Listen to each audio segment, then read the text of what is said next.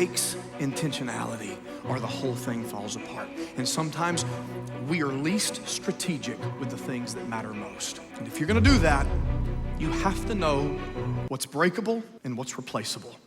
2 Corinthians 4:7 says this: we have this treasure in jars of clay. It's fragile, to show that all this all-surpassing power is from God and not from us. You got treasure, but it's breakable treasure. Give me that bag down here. Breakable treasure. Now, I'm always a firm believer that when something is on people's minds, we do ourselves a favor as ministers for preaching that we talk about the things that people are naturally talking about. That's why we do a relationship series in February. And I figured since you were all talking about the price of eggs all the time these days, that we'd talk a little bit about the price of eggs today. You know, I read something on Facebook a couple of days ago, and someone posted, if I ever win the lottery, I won't tell anyone, but there will be signs, I will ask for the 4th egg in my omelet. So, I saw a $9 dozen eggs in a grocery store the other day. I can't wrap my head around it. You have to know what's breakable and what's replaceable. Now, okay, are you ready? There it is right there. That's the good stuff. Those are brown. I don't know why those are better, but supposedly those are better. They cost more to be brown. I don't know. Dozen eggs, and then here I have another dozen eggs. I'll make you a good deal on these. Here's the thing. Let's get a blue one so you can see it. All right. These are both eggs. They both make roughly the same sound when I tap on them. They're about the same size. They're the same shape. They look identical. But this one is breakable and this one is unbreakable. This one is more valuable than this one. Why? Because this one's real. This one has potential. This egg, if I drop this egg, it broke, no big deal, but I can pick it back up. Can put it back together, it's good. If I drop it and I leave it there, you can pick it back up and put it back together. If I drop this egg, well, you knew it was coming, right?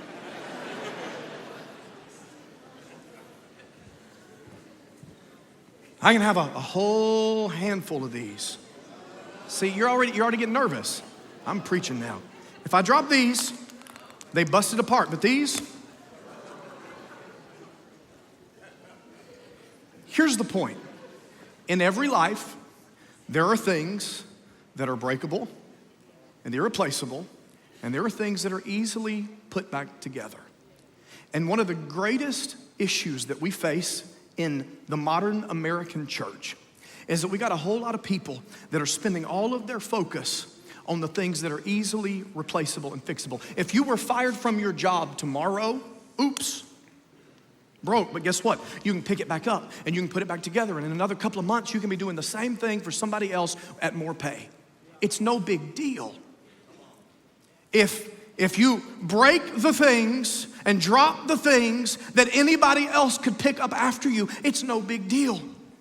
But if you drop the thing that can never get put back together, you've got a problem on your hands.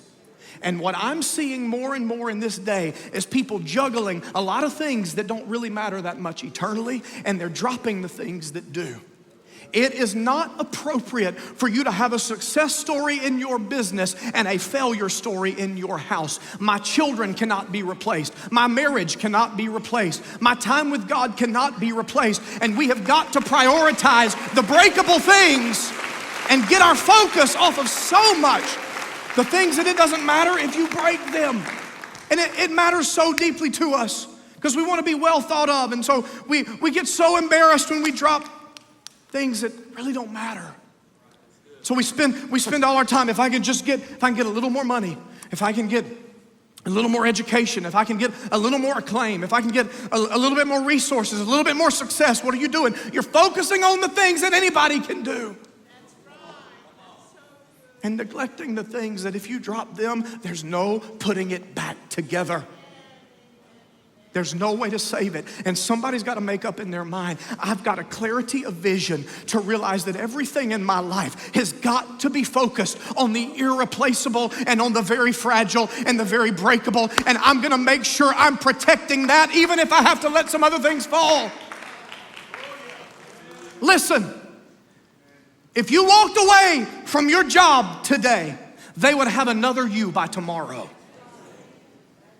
Wouldn't even remember your name in 6 weeks because the new person is doing it. But if you walk away from your kids and you walk away from your marriage and you walk away from what matters most and you leave them there to pursue this thing that doesn't matter eternally, guess what? There's no reclaiming that. They can't replace you there. So you better have a sense of clarity in your life of what matters and what doesn't, what's breakable and what isn't, what's fragile and what doesn't matter at all. You've got to know the difference. Winning at home matters more than winning anywhere else, period. That's the whole sermon right there. Winning at home matters more than winning anywhere else. And if I build a great church and not a great home, then I've failed. If I build a great career but my kids have to get over me someday, I have failed. Jehoiada didn't just protect Joash, he prepared him for the throne. And I want you to understand that what I'm saying to you today is I am building kings and queens in my house. That's the high calling of God. We are building kings and queens in this church. We're building children that God has holy purpose. I am protecting heritage and protecting legacy, and we've got to commit ourselves to the things that matter the most. You know, February is Black History Month, and one of the stories that has impacted me most, and I told you a couple of weeks ago, we're a baseball family. We're big into baseball. The story of Jackie Robinson is absolutely amazing in my mind. The first Black Major League Baseball player. Yes, broke racial barriers, unprecedented success. But the real heroism of his life was in navigating what was thrown at him in this story. And it's great to look back, there's movies about it now, and he's a hero, and it's an easy conversation. If you remember, a few weeks ago, I talked to you about redrawing the lines of balls and strikes where we just decide, oh, that one was fair even when we know it was foul. What he was up against were rule changes when he was at the plate because people didn't like that he was there. And so foul ball way outside, they'd call it a strike because they didn't want him to win. The thing that's most impressive to me about Jackie Robinson is he knew what to fight and what to let go. And he just kept getting back up and kept coming back to the bat. And in spite of a whole lot of people that were against him, he still saw unprecedented success even when the rules were stacked against him. Because he didn't just fight every time he was wrong. He really committed himself to, I'm gonna change the mindset of this entire game. And he said this, a life is not important except in the impact it has on other lives. I couldn't find a single quote from him about baseball.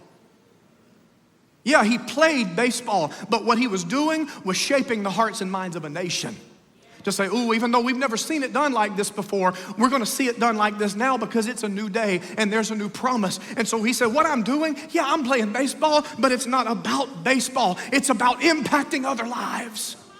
That is the calling that you have to decide. You can't take up every fight and make it. But you can decide there are some things that are worth fighting for. There are some things worth standing up for. And the only impact of my life is in the impact it has on somebody else. So some questions worth asking. Number one, what needs protection in your house right now?